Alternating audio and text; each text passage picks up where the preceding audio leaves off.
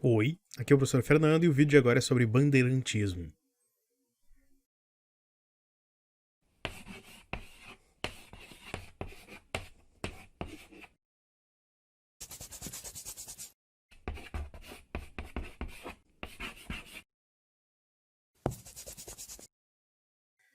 Os bandeirantes, eles são uma daquelas figuras controversas que a gente tem na história brasileira, que a gente continua exaltando, quando na verdade a gente deveria reconhecer eles pelo que eles realmente são.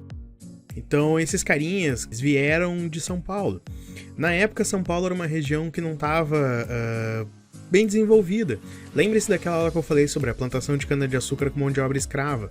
Como São Paulo não era uma área propícia para esse tipo de cultivo, então São Paulo foi colocada de lado no rumo do desenvolvimento do Brasil. E aí essa galera que estava lá, sem emprego, sem ter de onde tirar o sustento, foi inventar uma maneira de conseguir se virar. E essa maneira que eles inventaram é o tal do bandeirantismo. Aí vem, o bandeirante, ele é reverenciado na historiografia brasileira porque ele é um desbravador brasileiro, por assim dizer. Lembrando, a gente vai ter ali pouco conhecimento sobre o Brasil durante a época colonial. A gente até achava que era ilha, depois ia chamar de continente. E o Tratado de Tordesilhas, ele determinava que a nossa parte de terra fosse a parte direita. Você já deve ter visto ali que não foi uma boa jogada, né? A Espanha ficou com muito mais terra do que Portugal. E aí os bandeirantes vão ser os responsáveis por fazer essa exploração pro interior, em todas as direções, né? Tanto pro sertão, quanto lá pro lado do Mato Grosso, quanto aqui pro sul. É mais ou menos um período de, olha, uns 200 anos que vamos ter, assim, de expedições.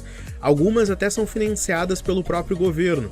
Aí essas que são financiadas pelo próprio governo, aí recebe o nome de entradas.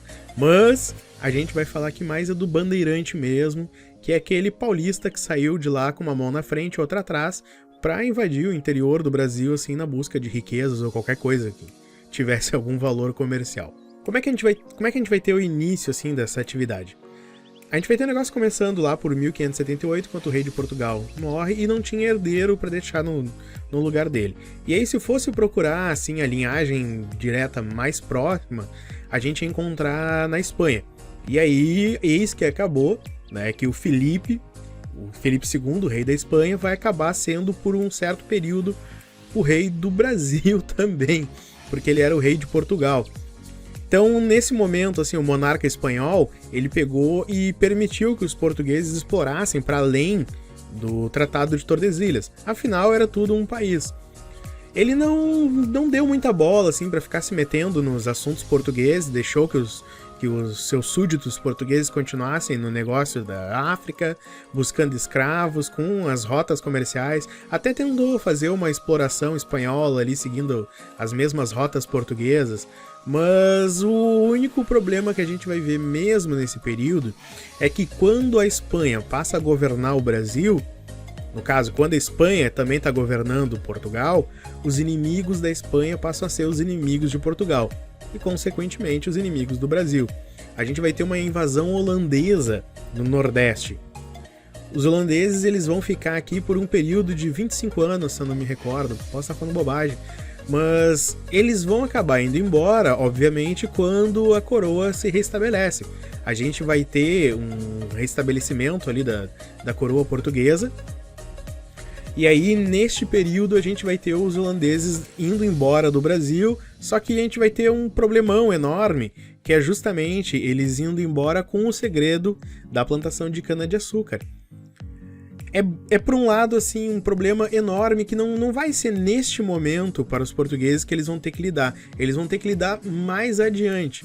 A gente vai ver lá nas últimas aulas, falando de Brasil como Império, que o negócio da cana-de-açúcar estava em declínio. Um dos motivos pelo qual a cana-de-açúcar está em declínio é justamente pelo fato de ter muitos outros países, muitas outras colônias plantando cana também, o que fez com que quando tivesse essa concorrência, o preço da cana despencasse. E aí Portugal, e no caso o Brasil, perdem essa importância no cenário mundial por não poder ser mais o grande exportador de cana-de-açúcar. Obviamente, que nem a gente já estava conversando, a gente vai ter o fim da União das Coroas Ibéricas, quando Portugal consegue se restabelecer E aí a Casa de Bragança começa a dominar o território português, ela volta a fazer com que todas as colônias portuguesas fiquem dentro dos padrões portugueses, ou seja, aquela putaria que estava ali no Tratado de Tordesilhas tem que parar. Só que esses bandeirantes vão ser conhecidos pelos caras que não vão respeitar. Então os bandeirantes eles vão se tornar uns foras da lei.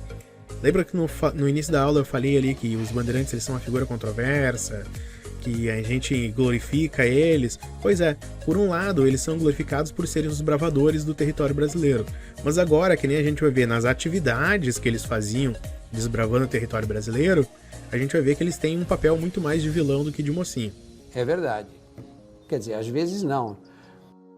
Não se preocupem com relação a Raposo Tavares, os grandes bandeirantes. Eu sou um professor que não cobra. O professor de vocês, a não ser que ele seja um paulista apaixonado por bandeirantes, ele não vai cobrar. A gente tem que focar mais nas atividades desempenhadas pelos bandeirantes, ok? A gente vai ter, ao todo, 3 tipos de bandeiras, por assim dizer. As bandeiras de apresamento, as bandeiras de sertanismo de contrato e as bandeiras de prospecção. Se vocês entenderem o que cada uma das bandeiras fazem, eu já estou feliz. Então, a gente vai para a primeira ali. Bandeira de apresamento. O que esse tipo de bandeira faz? Esse tipo de bandeira ele começou sendo muito comum durante o período da União Ibérica. Ela fazia com que os paulistas saíssem para procurar índios. Daí a ideia de apresamento. Esses índios eles eram utilizados para escravização. Lembre-se que a gente já está falando algumas aulas sobre a primeira mão de obra escrava no Brasil ser a mão de obra indígena. E esses índios eles eram utilizados na plantação durante um bom tempo. Eram até pegos entre as escolas jesuítas por já ser um índio que já fez um processo ali de aculturação e perdeu os costumes indígenas. A gente vai ver ali que entre os costumes indígenas, a agricultura era um trabalho feminino, era destinado às mulheres, motivo pelo qual os homens tinham um tabu enorme com relação à agricultura. Macho é macho, não é tanto faz qual é a cultura. Mas esse tabu indígena com relação à agricultura da parte do homem é também um dos motivos pelo qual os portugueses vão progressivamente acabar largando de mão a utilização dos índios na escravização aqui no Brasil. E aí vai chegar a hora de buscar esses escravos novos lá fora. Essas bandeiras de apresamento, elas vão gerar, muita bagunça, principalmente aqui no Sul. Aqui no Sul a gente vai ter troca de mapa de território durante o período da Coroa Ibérica e durante os acordos que os bandeirantes vão ser responsáveis por forçar Portugal a tomar à medida que eles estavam desbravando o território. A gente vai ver ali mais pro final da aula os tratados que ocorreram e a gente vai ver que na parte gaúcha aqui, na verdade ela era uma parte espanhola. Tanto que a gente vai ver lá em São Miguel, nas missões jesuíticas, como a galera chama, eram feitas por padres espanhóis. Esses jesuítas eram espanhóis.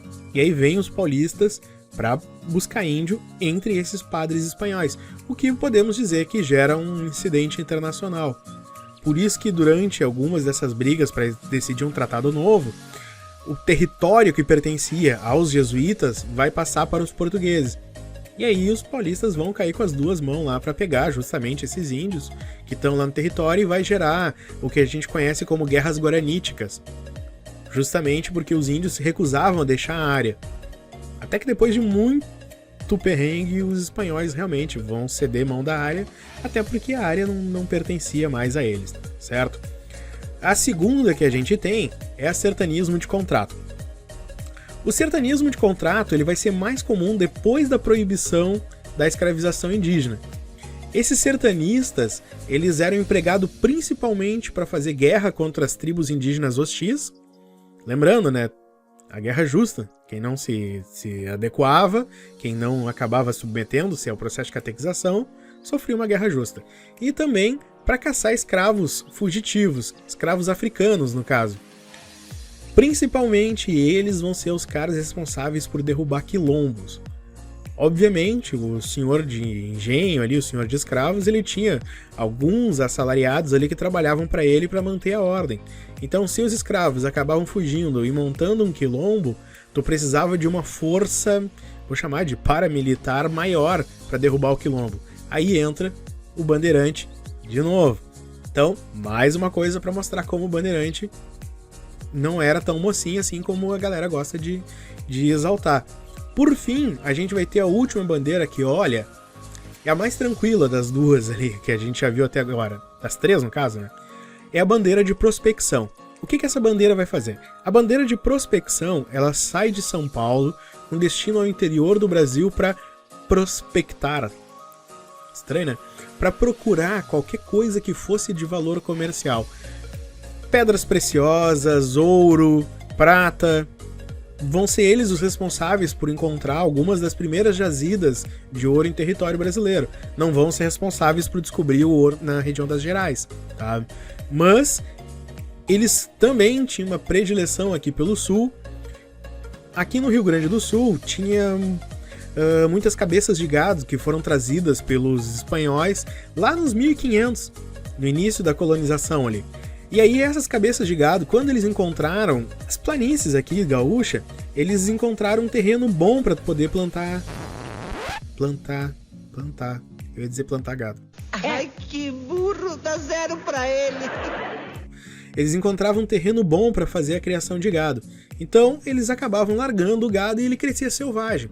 Era praticamente uns 100 anos de gado crescendo selvagem aqui no Rio Grande do Sul, quando os bandeirantes vinham para cá para pegar esse gado e levar embora. E o destino do gado era a Feira de Sorocaba. Até hoje Sorocaba é a capital do peão brasileiro. E, de novo, não deixa de ser um fora da lei, afinal o cara tá indo do outro lado do Tratado de Tordesilhas roubar gado, né? Mas entre matar índio e matar escravo africano, é o melhor dos trabalhos que temos para os bandeirantes. Ok, essas bandeiras elas vão acabar fazendo, como a gente já conversou, que os limites da colônia tenham que ser discutidos. O bandeirantismo ele vai desafiar esses limites impostos pelo Tratado de Tordesilhas. E aí, como uma resposta para isso, tanto o rei de Portugal quanto o rei da Espanha tiveram que discutir esses novos limites. Então a gente vai começar com o primeiro tratado, em 1750, que é o Tratado de Madrid. O Tratado de Madrid ele dá aos portugueses o direito de uso da terra à esquerda da linha de Tordesilha devido à posse. Como assim?